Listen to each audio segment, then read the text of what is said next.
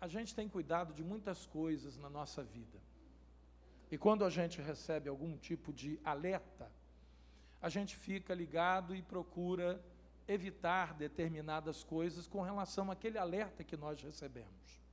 Mas eu pergunto, quantos cristãos hoje estão atentos com relação à sua intimidade com Deus?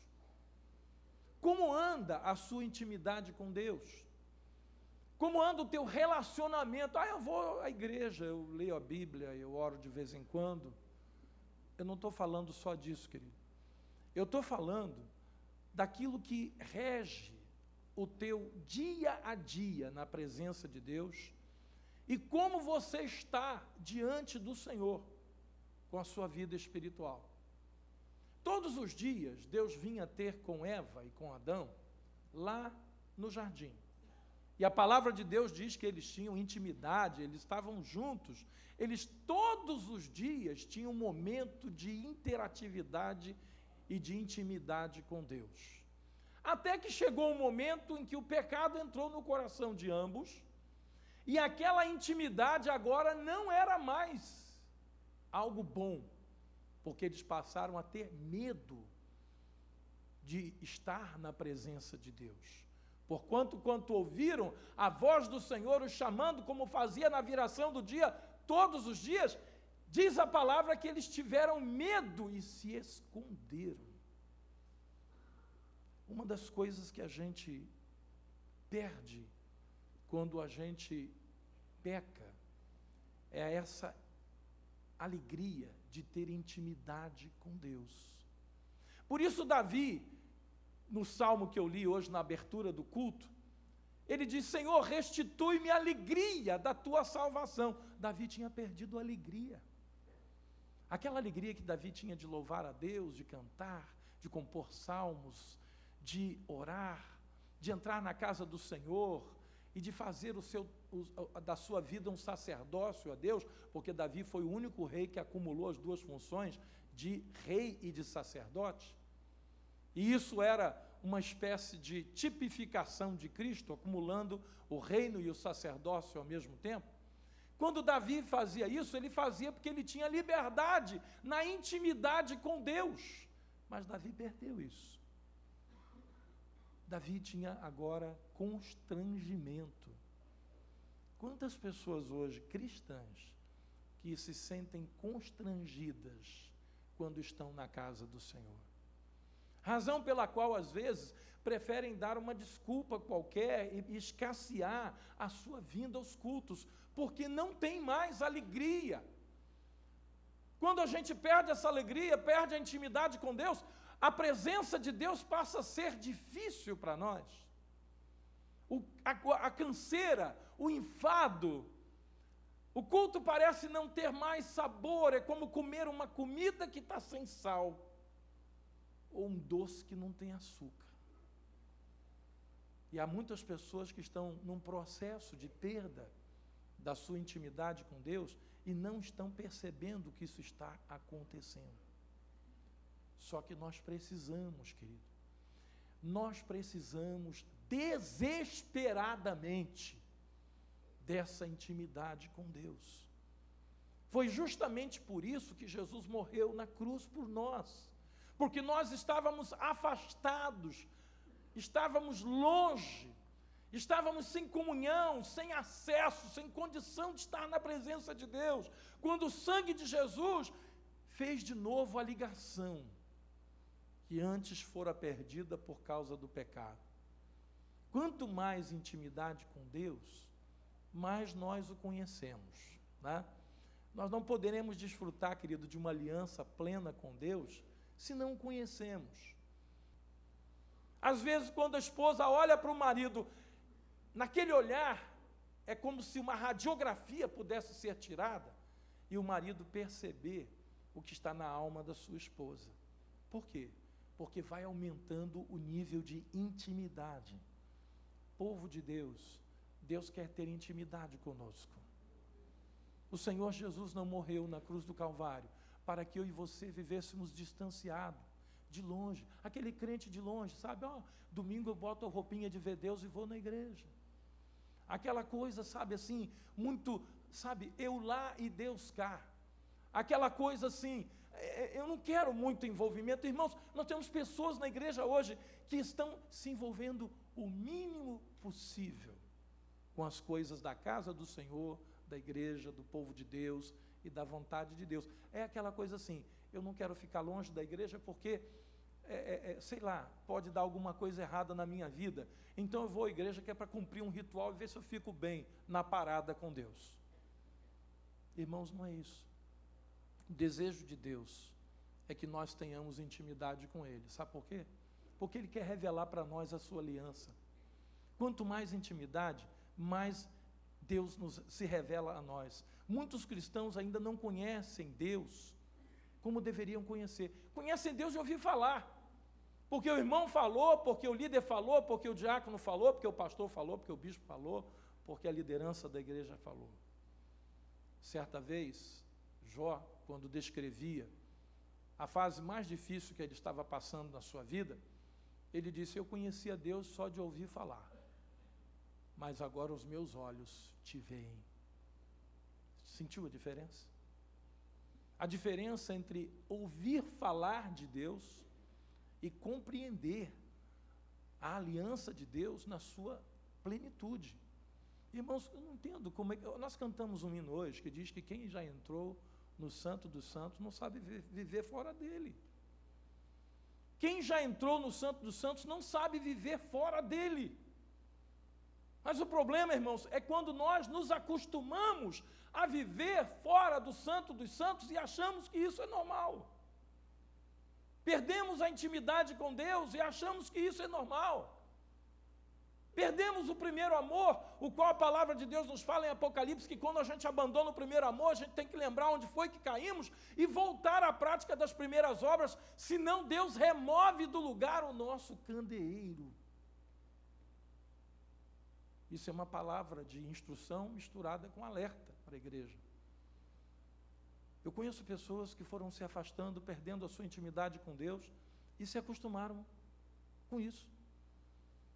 Estão hoje afastadas da comunhão do corpo de Cristo, estão afastadas da vivência, né, com o corpo de Cristo, que é a igreja, e acham que isso é muito normal.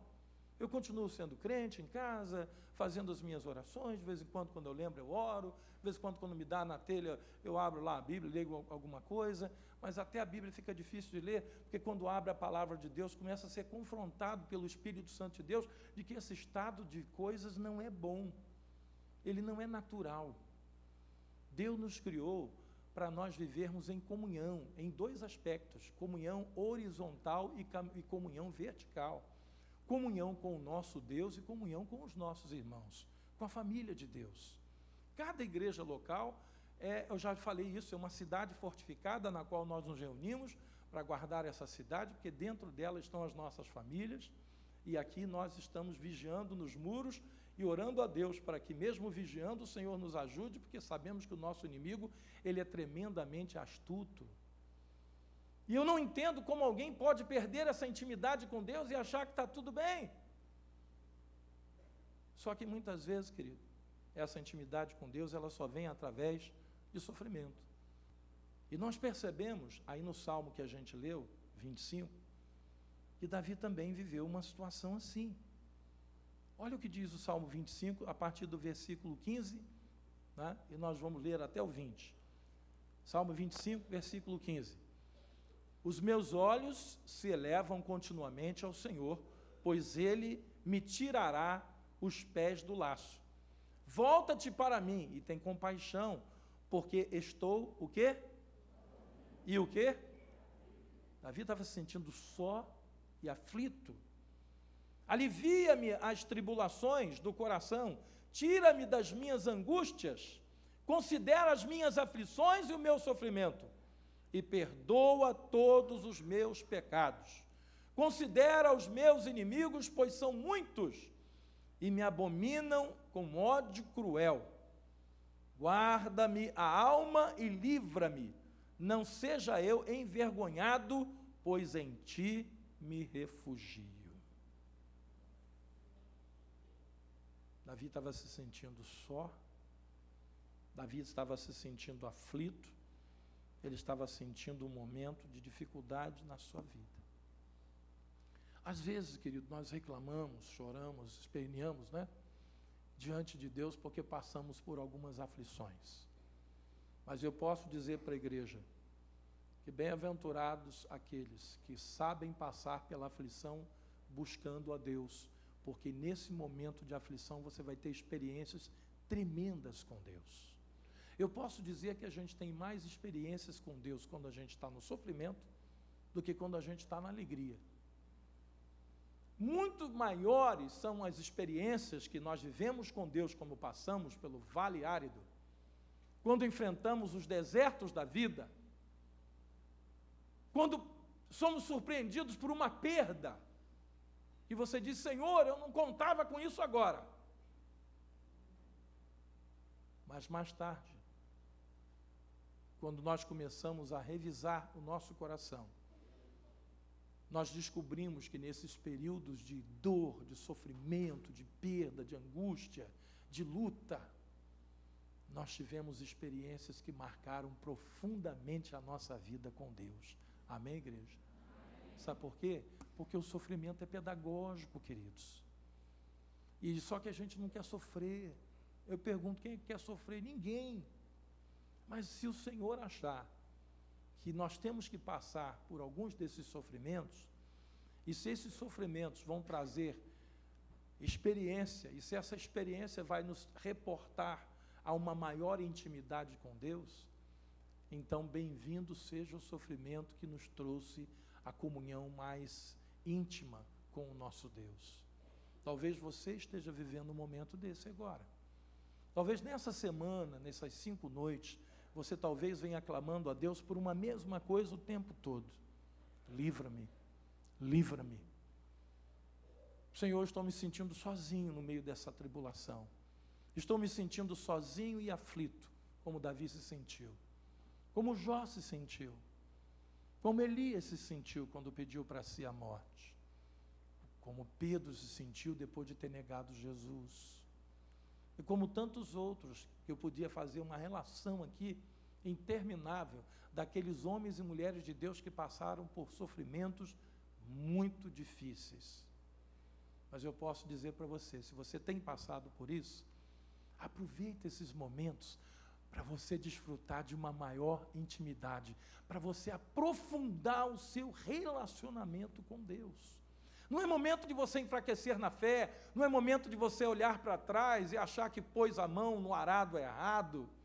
Não é momento de você deixar que alguém venha a te tirar da presença de Deus ou te dar um conselho que não seja aquele que vem do coração de Deus. É momento de nós darmos ouvidos à voz do Espírito Santo. O temor do Senhor é para que nós tenhamos intimidade e comunhão com Ele. A base do temor nos remonta, nos leva, aliás, à intimidade com Deus. O problema é que esse temor, querido, tem diminuído demais. Olhamos hoje para uma igreja que muitas vezes você pergunta, Senhor, será que, o que está acontecendo com o teu povo? Nunca perca o temor, querido, a Deus. Ore a Deus constantemente, dizendo, Senhor, não deixe que o temor de Ti se aparte do meu coração. Porque o temor, queridos, é que nos leva a pensar, a questionar, a arguir o nosso próprio coração em relação à vontade de Deus. Quando a gente perde o temor, a gente não pensa mais nada. A gente vai lá e faz, pronto. A gente perde a noção de que quando Deus nos avisou sobre alguma coisa na sua palavra, Ele estava tentando nos fazer filhos de Deus. Ele estava tentando nos aproximar mais dEle. Sabe aquele conselho que você dá para um filho, para uma filha? E você diz assim, filho, filha, não faça isso. Porque se você fizer isso, coisas ruins vão te acontecer. E papai e mamãe não vai poder te acompanhar nessas coisas ruins. Por mais que nós te amemos, por mais que nós queiramos o bem para você, nós não vamos poder te ajudar se você fizer essas coisas. Você está tentando instruir o seu filho, a sua filha, em coisas que ele poderá destruir a sua própria vida. A mesma coisa, querido, só que quando a gente perde o temor, a gente começa a crer num Deus que está distante. É aquilo que eu falei, perdeu a intimidade. Deus está longe. E aí, se Deus não está perto, você olha para um lado, você olha para o outro, e parece que Deus não está ali, por que não fazer? Afinal de contas, ninguém vai saber que eu estou fazendo isso. Isso é característica da perda do temor. E a perda do temor vem pela perda da intimidade. E a perda da intimidade só vem por causa de uma coisa: pecado. Os irmãos lembram que eu venho avisando que essa semana também é a semana do concerto com Deus? E eu sempre digo que aquilo que a gente projeta com Deus não é um emaranhado de coisas desconectas, né? Ou seja, o que eu projetei para o primeiro dia, que era a minha vida profissional, nada tem a ver com a minha saúde, que nada tem a ver com as minhas finanças, que nada tem a ver com a minha família, que nada tem a ver com a minha vida espiritual. Uma coisa é uma coisa, outra coisa é outra coisa. Não, irmão, isso aqui tudo é uma coisa só. Isso tudo aqui é uma coisa só.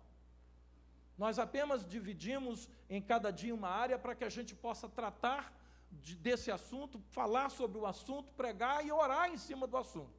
Mas, na verdade, irmãos, isso aqui faz parte de uma integralidade da nossa vida. Você pode ver que quando alguém se afasta de Deus, perde o temor do Senhor, perde a intimidade com Deus, começa a dar problema na vida profissional, na saúde, nas finanças, na família, tudo. Sabe por quê? Porque a palavra de Deus diz que um abismo chama o quê? Irmãos, eu nunca vi uma coisa ruim desacompanhada da outra. É apenas uma questão de tempo. Ah, não, na minha vida só está isso aqui.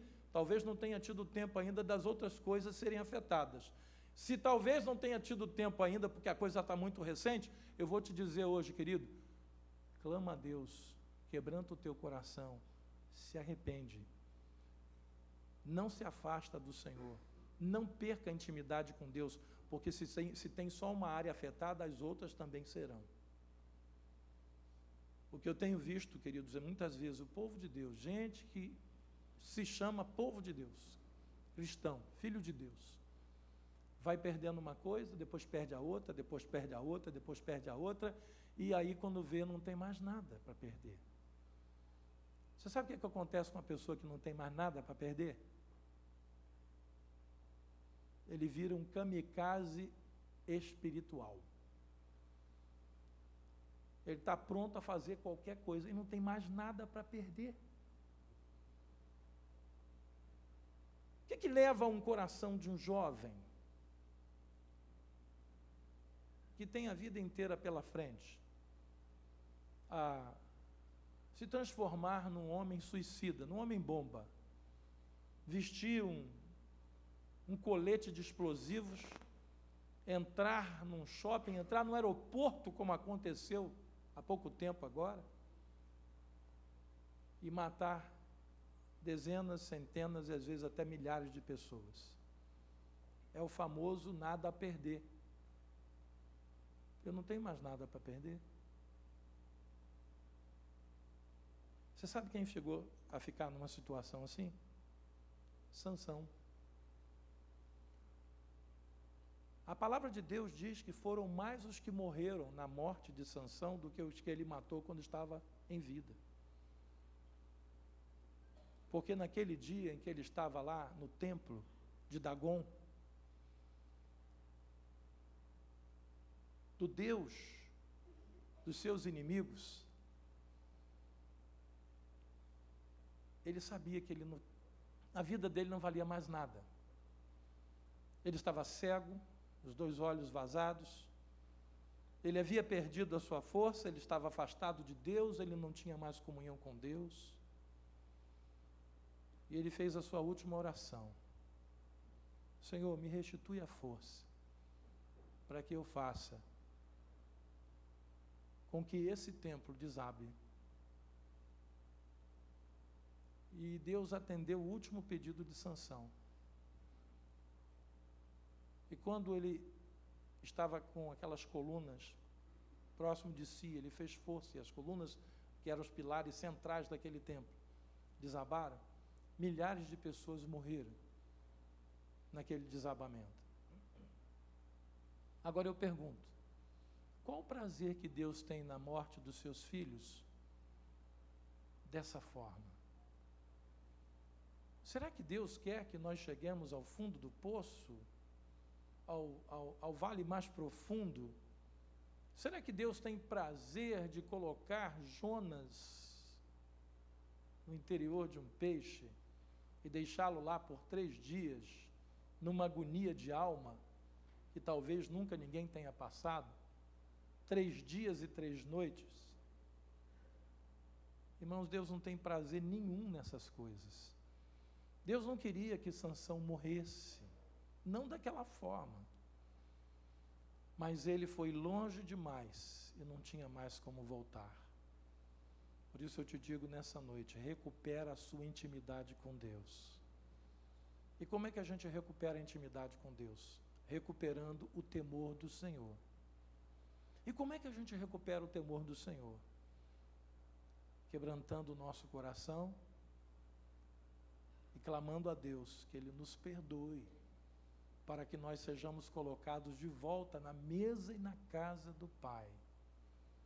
Quantas pessoas passaram pela nossa igreja local e que hoje estão afastadas de Deus? Eu não estou falando daqueles que saíram daqui por motivos justos, né? E estão lá congregando em outra igreja, estão muito bem com as suas famílias.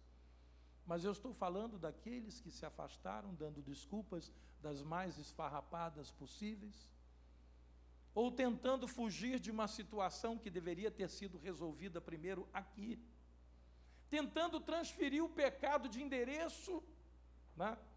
Eu vou para outro lugar, o pecado fica aqui. Não fica, irmão, o pecado vai junto. Pecado não resolvido, não confessado, não deixado, não perdoado, vai junto. E hoje estão afastados completamente da presença de Deus, vivendo uma vida miserável na qual Deus não tem nenhum prazer. Nenhum prazer. Porque perderam a sua intimidade com Deus. A nossa intimidade com Deus está diretamente ligada à prosperidade da nossa alma.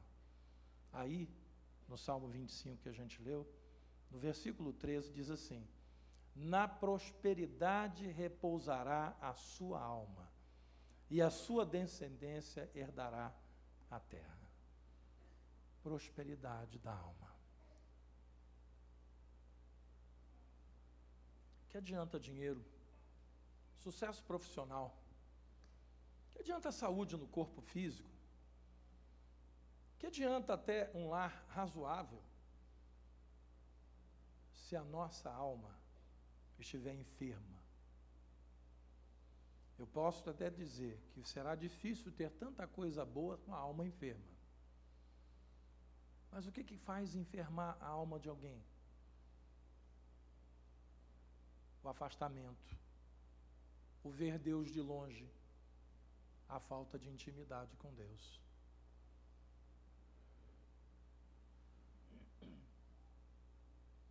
Certa vez eu li um livro, muitos anos atrás, de um pastor. A mãe dele de descendência italiana, e ele resolveu escrever um livro das experiências da mãe dele com Deus. O nome do livro, Ei Deus. Essa mulher, ela já acordava de manhã dizendo, Ei Deus. E começava a conversar com Deus o dia inteiro. E ali ela conta das experiências que ela viveu, de coisas simples, mas também de coisas tremendas. Simplesmente porque ela convidava Deus para estar com ela o dia inteiro. Existe um outro livro chamado Bom Dia Espírito Santo, que também é da mesma linha. Irmãos, não dá para viver fora do Santo dos Santos para quem já esteve lá dentro. eu posso dizer para você que Deus quer nos colocar do lado de dentro. Ele quer que nós estejamos, né, contados entre aqueles que Ele mandou João medir no altar. Não, no átrio exterior não me interessa quem está lá. Os gentios vão pisar o átrio exterior. Conta, João, para mim, meça aqueles que estão no meu altar. Aqueles que estão me adorando no altar. Igreja, povo de Deus, hoje nós vivemos num tempo de muitas coisas esquisitas. Muitos ambientes de baladas gospel estão sendo inaugurados aí afora. Muita badalação, muita movimentação, desculpa até o termo que os jovens usam, muita azaração. Nenhuma responsabilidade diante de Deus, nenhuma cobrança no que tange a santidade. Aliás, santidade é uma palavra fora de moda, completamente fora de moda. Mas eu pergunto, qual é a intimidade que essas pessoas têm com Deus? Irmãos, intimidade não acontece sem quebrantamento. Quebrantamento não acontece sem conversão. Conversão não acontece sem coração puro, sincero, diante de Deus. Aí eu pergunto, quem hoje anda à busca dessas coisas? Quebrantamento, coração puro e sincero diante de Deus. Viver pela verdade, não pela mentira ou pelo prazer do momento. Muitas pessoas estão querendo viver pelo prazer do momento. Depois eu vejo isso aí, depois eu resolvo, o negócio é agora. O negócio é o momento, o negócio, sabe, eu aproveitar aquilo que está vindo na minha mão. Irmãos, vai ter muita coisa que vem na nossa mão, que é para a gente não botar nem a mão. Porque isso vai tirar você da presença de Deus. Isso vai te afastar de Deus. Isso vai te criar uma barreira entre você e o teu Deus. Barreira essa que Jesus removeu, mas que muitas vezes nós tornamos a levantá-la. Por isso, nessa semana do projeto, aproveita para você desfrutar de intimidade com Deus, de prosperidade na sua alma, de intimidade com Deus, que traz bênção para a nossa vida. Interessante quando Davi fala aqui, né, no versículo 13, na prosperidade repousará a sua alma, e a sua descendência herdará a terra. Ele está falando aqui dos nossos filhos, tá? Está falando da bênção que a gente passa para os nossos filhos. Querido, quando você dá uma olhadinha na vida de Abraão, e a intimidade que Abraão tinha com Deus, e ele tinha mesmo, né? Tanto é que ele ouviu Deus falar com ele, sai da tua casa, da tua parentela, no meio da tua família, né, da tua descendência, vai para uma terra que te mostrarei. Ele foi. E aonde Abraão chegava, a primeira coisa que Abraão fazia antes de montar a própria tenda, era erguer um altar. Primeira coisa. Ele passou muito tempo fazendo isso, só ele e Sara. Mas quando o seu filho chegou, o filho da promessa, Isaac passou a ver o seu pai fazendo isso. A intimidade que Abraão tinha com Deus, que Abraão gozava com Deus. Naquele dia em que Abraão levou o filho para o próprio altar, Isaac estava lá como oferta a Deus. Sacrifício naquele dia era Isaac. Mas o homem que tinha intimidade com Deus olhou nos olhos do seu filho, porque ele perguntou, pai, cadê o cordeiro? E esse homem que tinha intimidade com Deus disse, meu filho, Deus proverá para si o cordeiro. E aí o que aconteceu? Depois que Abraão morreu, dá uma olhada na Bíblia e vê a vida de Isaac. Dá uma olhada na vida de Isaac. Irmãos, igual que nem. Aonde Isaac ia, a primeira coisa que ele fazia, altar. Cavava um poço, dava uma bufunfa danada, uma confusão danada, porque a água naquele dia, irmão, lá naquela terra, era ouro, né? Ele cavava um poço, alguém diz, não, esse poço é meu porque a terra é minha e tal. Está tudo bem, fica com o poço, porque quem me deu esse poço tem mais para me dar. Ia para frente, cavava um novo poço.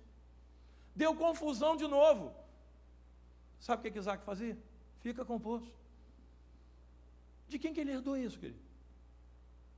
Abraão, seu pai. Lembra da confusão de Abraão? Aliás, Abraão teve confusão, né? Os pastores do gado de Ló com os pastores do gado de Abraão. Abraão ficou com o que sobrou, irmão. Ficou com o que sobrou. Não tinha contenda com Abraão por causa de coisas, não tinha. E aí você vê Isaac fazendo a mesma coisa. Vou fazer uma pergunta aqui. Quem gostaria que os seus filhos e netos desfrutassem de intimidade com Deus? Cuida da sua, porque é essa que você vai passar para ele. Você está entendendo o que eu estou dizendo? Cuida da sua intimidade com Deus, porque é essa intimidade que você tem com Deus que você vai passar para os seus filhos. Não é só quando você fala, não é só quando você exorta eles, não é só quando você chama a atenção deles, não é só quando você prega a palavra de Deus para eles, não é só quando você ensina, não, você passa quando você demonstra que você tem intimidade com Deus. Abraão demonstrou para Isaac, Isaac demonstrou para Jacó. Jacó andou meio tortuoso, né? Jacó fez um caminho meio tortuoso, mas depois ele voltou para o centro. Deus restaurou a vida de Jacó.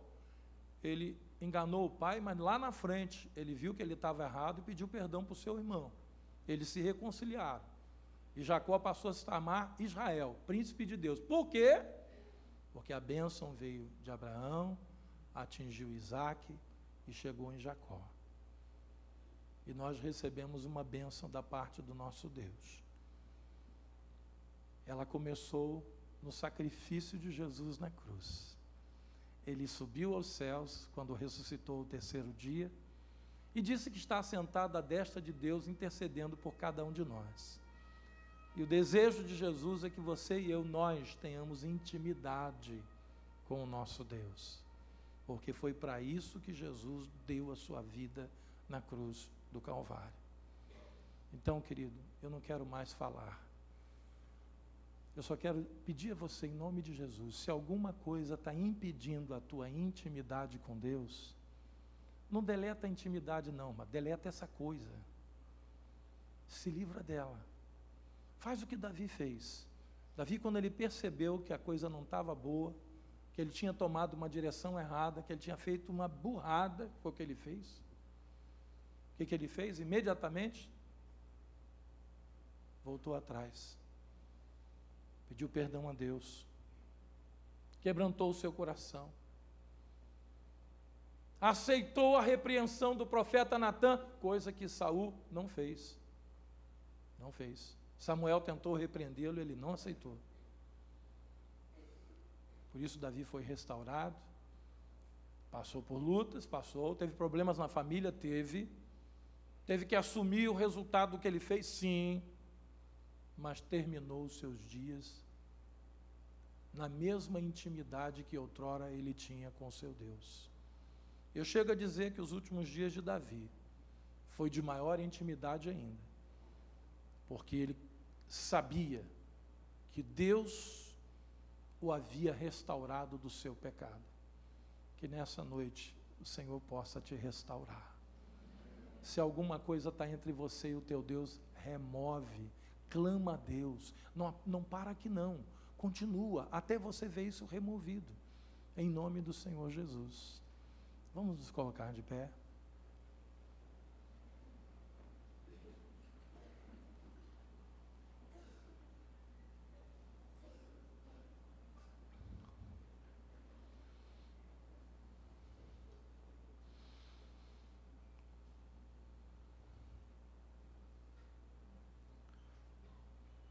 Eu quero dar tempo para você.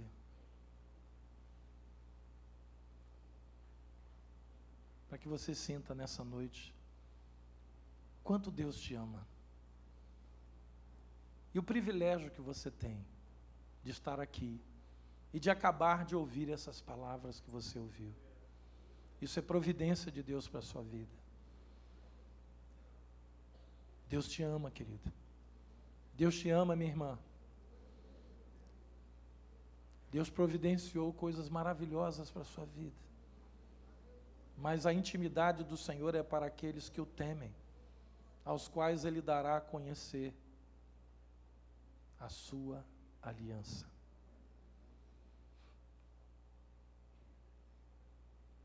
Restaure o temor, que é o princípio de toda a sabedoria. E restaurando o temor, você vai restaurar a sua intimidade com Deus. E aí a aliança de Deus vai continuar de pé na sua vida. Oh, Deus maravilhoso. Oh, Deus, essas noites elas não ficarão perdidas. Essas noites vão traçar novos rumos para a nossa vida. Essas noites vão fazer diferença, Pai. Porque nós não estamos aqui como religiosos. Nós estamos aqui porque nós te amamos. Porque nós somos o teu povo e rebanho do teu pastoreio. Não queremos, ó Deus, perder essa intimidade contigo. Não permita, Senhor, que nada nem ninguém nos afaste da tua presença. Não permita, ó Deus, que o pecado venha fazer morada dentro de nós. Nós sabemos, ó Pai, que somos falhos. Sabemos, ó Deus, que muitas vezes nós pensamos em acertar e acabamos errando. Sabemos, ó Deus, que a nossa carne, sim, ela é feita do pó da terra, e um dia voltará ao pó, por isso ela é fraca e passageira. Mas Tu colocaste dentro de nós o Teu Espírito, e uma alma que um dia será arguída segundo as nossas decisões. Por isso, Pai, fala nessa noite, ó Deus, muda as circunstâncias no coração do Teu povo, Senhor. Ó Deus, essa semana foi e será uma bênção. Essa semana, ó Deus, nós fizemos propósitos contigo. Nós colocamos projetos diante do Teu altar, Senhor. Mas tudo isso só vale se nós vivermos em intimidade contigo. Restaura, Senhor, esta intimidade. Restaura, ó Deus, esta comunhão. Restaura a alegria, Pai. Restaura, Senhor, a esperança em nossos corações. Pai querido, eu sei que há pessoas aqui vivendo dias e quando abre os olhos, parece que os olhos não se abriram. Parece que tudo continua negro. Mas eu posso afirmar com certeza que só parece que há um Deus cuja luz tem brilhado dentro do nosso coração. E essa luz, ela vai para além das nossas barreiras humanas. Ela passa para o lado de fora. E a Tua palavra diz que nós brilhamos com Jesus. Que a luz de Jesus brilha em nós.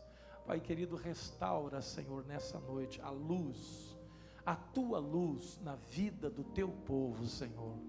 Que essa luz que brilhava no rosto de Moisés, porquanto ele havia passado alguns dias no Monte Horebe, onde ele recebeu a promessa de Deus, onde ele esteve numa intimidade com Deus, que talvez nunca nenhum homem tinha tido essa intimidade, que Moisés teve lá na presença de Deus. Por isso, quando ele desceu, o rosto dele brilhava.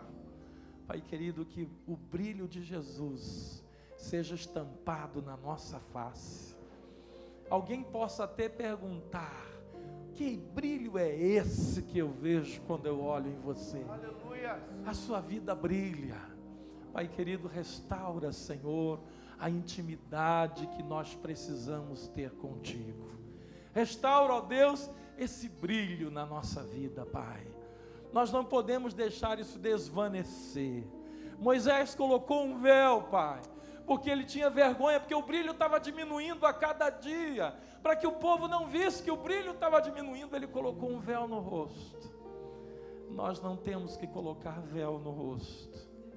Nós temos que buscar essa intimidade para que esse brilho aumente. Aleluia! porque a vereda do justo é como a luz da aurora, que vai brilhando mais e mais, até ser um dia perfeito.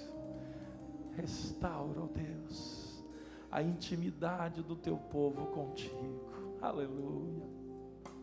Quantos nessa noite podem dizer: Senhor, eu tenho coisas que eu não aceito mais na minha vida, e eu sei que essas coisas estão atrapalhando o fluir do teu Espírito em mim. E nessa noite eu peço, Senhor, aparte essas coisas da minha vida, porque eu quero viver essa intimidade contigo. Se você tem um pedido a fazer ao Senhor nessa noite, nesse sentido, eu queria que você levantasse a sua mão para Deus. Lembra aquele primeiro dia que você fez isso? Quando você recebeu Jesus no teu coração como teu Senhor e Salvador? Agora o que você está fazendo tem o mesmo peso, porque você está lutando para não perder aquilo que Jesus te deu naquele dia que você levantou a mão pela primeira vez. Pai querido, nós oramos, Pai, e te pedimos, restaura a nossa comunhão contigo. Restaura, Senhor, o temor de Deus no nosso coração. Restaura, ó Deus, a intimidade que nós precisamos ter contigo. Que esta igreja, ó Deus, reflita a luz de Jesus. Que cada vida que está aqui, ó Deus, possa lá do lado de fora refletir o brilho desta intimidade com Deus. Pai querido, nós oramos e te pedimos, Senhor, que ao encerrar essa semana do projeto, quando vamos apresentar a nossa vida espiritual diante do teu altar, nós não o façamos sem intimidade. Nós não façamos, ó Deus, à distância. Nós não façamos apenas por um papel. Que nós possamos estar fazendo isso com a nossa alma, com o nosso coração diante de Ti, na intimidade que o Senhor tem preparado para todos aqueles que o amam. Porque a intimidade do Senhor é para aqueles que o temem, aos quais Ele dará a conhecer a sua aliança. Se você crê nisso, diga amém. Louve a Deus, diga: Senhor, obrigado. Obrigado, Senhor, porque a minha vida está unida à tua vida.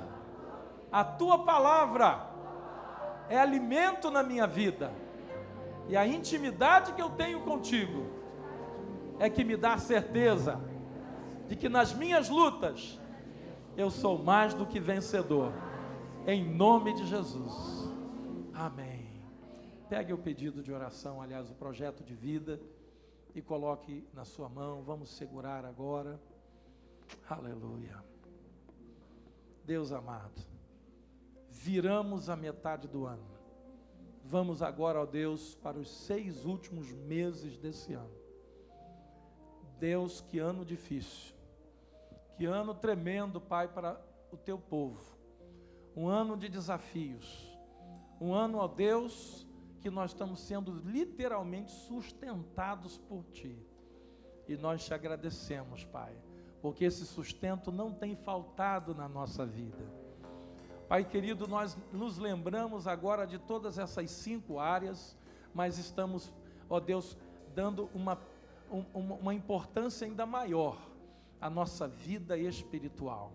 Oramos, ó Deus, pedindo que a nossa vida contigo, a nossa comunhão contigo, a nossa intimidade contigo esteja numa crescente, e que a cada dia, Pai, nós estejamos mais próximos de Ti, e que a Tua aliança seja revelada a nós, de maneira a nos abençoar em todas as áreas da nossa vida. Pai querido, nós Te damos graças, Te louvamos, entramos nessa segunda metade, e vamos chegar ao final desse ano, Pai, firmes na Tua presença, desfrutando das Tuas promessas e da Tua aliança na nossa vida, e que todo o povo de Deus diga amém. Você crê no Senhor? Diga amém. Amém. Louvado seja o nome do Senhor. Pai querido, nós queremos, Pai, nessa noite, nos lembrar. Amém. Glória a Deus, louve a Deus. Aleluia. Nós queremos nos lembrar, Pai, daqueles que estão fracos no nosso meio e pedir, ó Deus, que Tu abençoes essas vidas, dando-lhe forças para tornarem a levantar e continuar a caminhada. Nesse momento, alguns irmãos estão se lembrando de membros da nossa igreja e de sua família ou amigos que estão afastados do Senhor. Pai querido, traz essas vidas de volta. Nós estamos requerendo das mãos do inimigo, porque não pertencem a ele. Essas vidas pertencem a Ti, e por isso nós estamos orando, intercedendo por eles. Lembramos também, ó Deus, da festa que vamos ter no próximo sábado, sem ser amanhã ou outro. Pai querido, manda pessoas para aquela festa, Pai, não apenas para comprar o que nós vamos colocar nas barracas. Nós queremos pessoas que vão, ó Deus, sentir a Tua presença naquele lugar. Pessoas que vão sair dali com vontade de procurar uma igreja local e dizer, eu quero estar na casa do Senhor. Abençoa, ó Deus, tudo que vai acontecer naquele lugar. É o que nós te pedimos, em nome de Jesus. Segura a mão de quem está ao seu lado. Vamos segurar as mãos uns dos outros. Senhor nosso Deus, essa semana não seria a mesma se nós não tivéssemos um irmão ao nosso lado. É bom estar em família, Pai. É bom estar no meio do povo de Deus. Isso nos alegra, isso nos fortalece, isso nos anima, isso nos dá forças para caminhar. Por isso, Pai, abençoa essa vida que está do nosso lado. Que nós possamos nos próximos meses, quando fizermos aqui em outubro, ó Deus, novamente a última semana do projeto de vida desse ano, nós possamos ver esse irmão contando uma bênção, contando um milagre, contando um livramento. Abençoe, ó Deus, a vida deste irmão, desta irmã, em nome de Jesus. Amém e amém. Agora, antes de você sair daqui, olhe para alguém e diga assim, eu agradeço você por você ter vindo essa semana, você me abençoou nessa semana.